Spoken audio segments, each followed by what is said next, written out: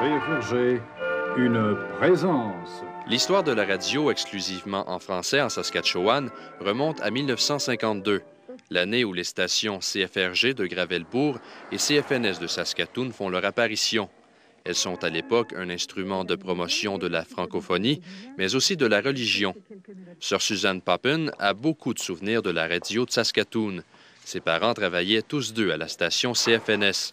Sa mère fut sans aucun doute l'une des plus grandes voix de l'histoire de la radio française en Saskatchewan. Mesdames, Mesdemoiselles, des articles d'intérêt féminin, des conseils, des recettes, quelques mélodies agréables, voilà le programme Au fil de l'heure, spécialement dédié à nos auditrices canadiennes françaises. On recevait beaucoup de courriers de Saint-Brieuc, de Prud'homme, de Duck Lake. Il y avait des dames qui envoyaient des petits pots de confiture aux employés, aux annonceurs qu'ils aimaient bien, tu sais, puis c'était vraiment famille, tu sais.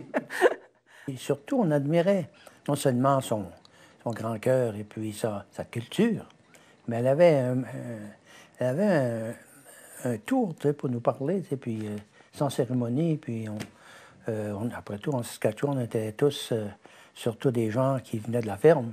Alors, on faisait pas grand détour pour se faire expliquer les choses. On les voulait directement. J'ai gardé longtemps, mais là, je ne l'ai plus, la cassette qu'ils m'ont envoyée de son dernier programme quand elle a dit adieu aux dames. Puis sa voix craquait, elle était toute émue. Puis pour elle, c'était plus des dames, c'était des amis. C'était vraiment... La radio francophone a permis aux Fransaskois d'en savoir davantage sur les autres communautés francophones de la province et du pays, et même sur leur propre communauté.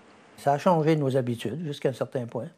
Et puis ensuite, bien, on avait la chance aussi d'entendre des annonces pour tel ou tel événement qui était pour se passer dans la francophonie. Souvent même dans notre propre village, on ne le savait pas autrement.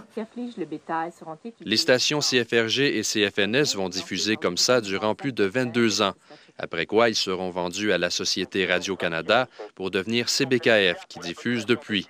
La radio nous a toujours appuyés. Et ça a été un grand bénéfice pour la Fransaskoisie. Danny Terrien, Radio-Canada, Regina.